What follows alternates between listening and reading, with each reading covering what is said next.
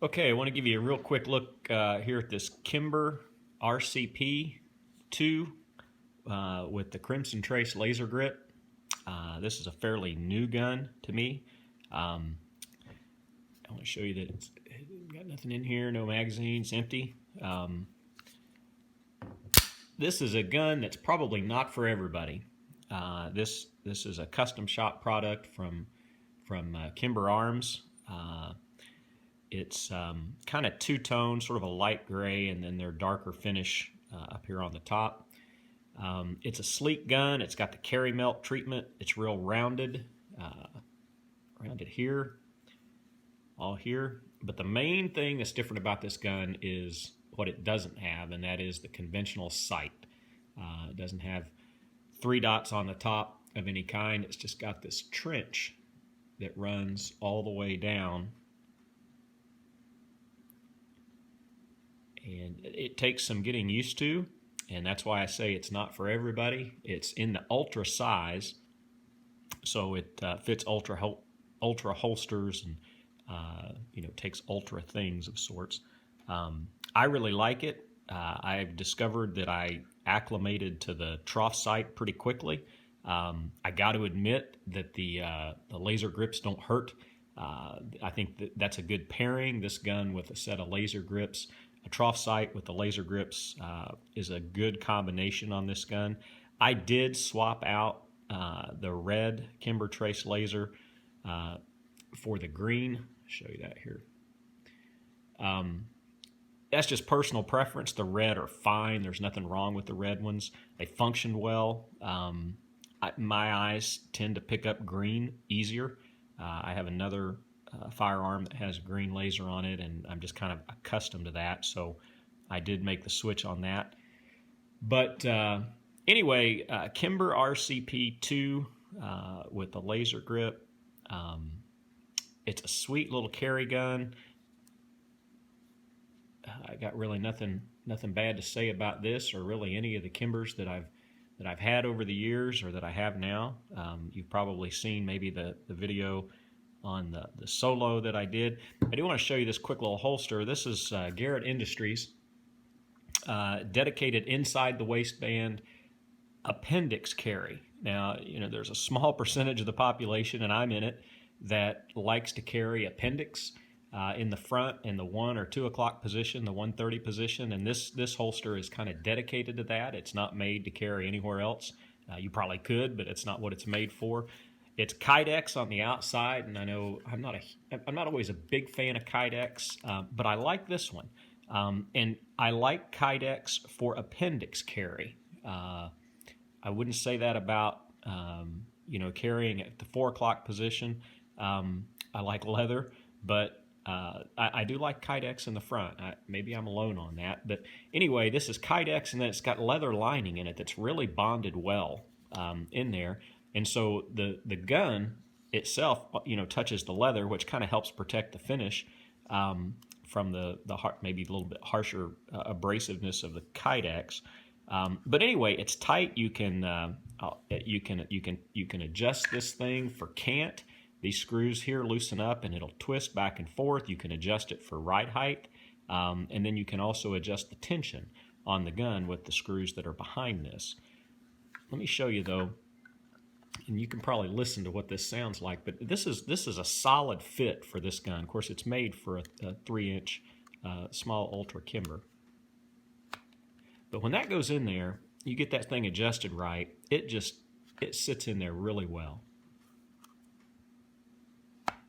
There's a solid little pop, and it's in there good and tight. And I have had no problems carrying this with this Garrett Industries inside the waistband appendix carry holster.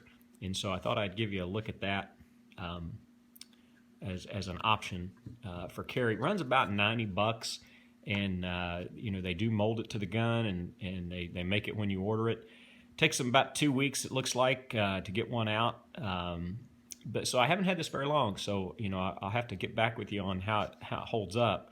But so far, I'm really impressed with the quality of this little holster. $90 is a little bit pricey for Kydex.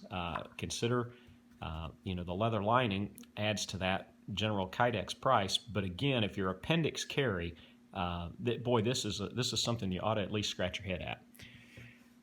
So anyhow, Kimber RCP II in a 45 ACP. And if you're, you might be surprised at this gun if you're nervous about the whole trough sight. That does have a bobbed ambidextrous safety. I have put a little over 400 rounds through this pistol.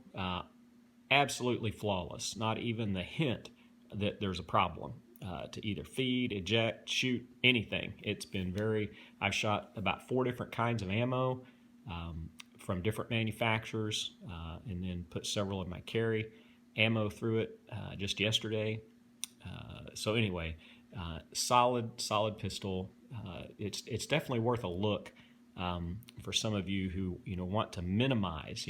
There's a lot that this gun doesn't have. So if you're kind of a minimalist in approach, which I tend to lean that direction with things, that's one of the reasons I kind of gravitated to this gun. It's easy to carry. It fits well in this holster, and it's very easily concealable.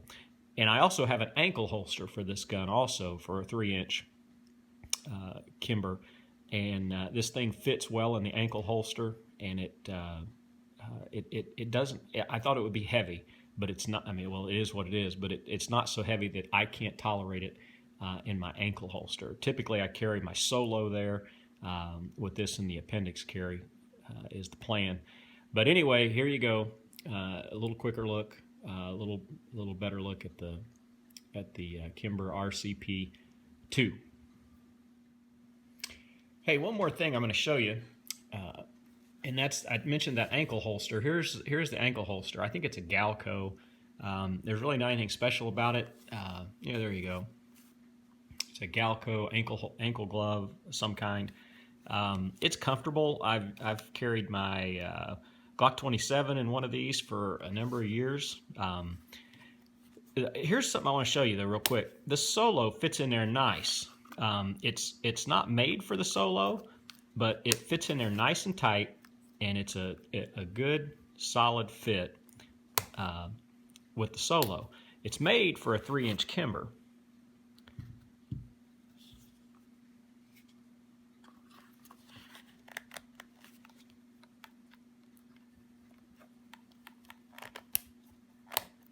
So the holster works with both guns. If you're a Kimber and a 3-inch or a solo owner, or it also works with a SIG P938, although it works better with the Kimber solo than it does with the 938. Anyhow, it kind of can go both ways as a backup weapon, or for some folks who like to carry around their ankle as a primary duty gun. Here, let me show you something else too, though. I'm amazed at how many. Now, I wouldn't recommend this, and I know the manufacturer certainly wouldn't recommend this, but this holster is made for this RCP. But watch this. That solo fits in there just fine, and it's tight without any problems in this little. It even pops when it goes in, just like the only thing I've noticed is it gets close here to the magazine releases on this. Now, it doesn't touch them, and it doesn't really, you can see it's longer than the gun. It doesn't really, depress them or activate them. But I'm sure, like I said, this is not made for this holster, but I just thought that was interesting that the solo fits in there really well.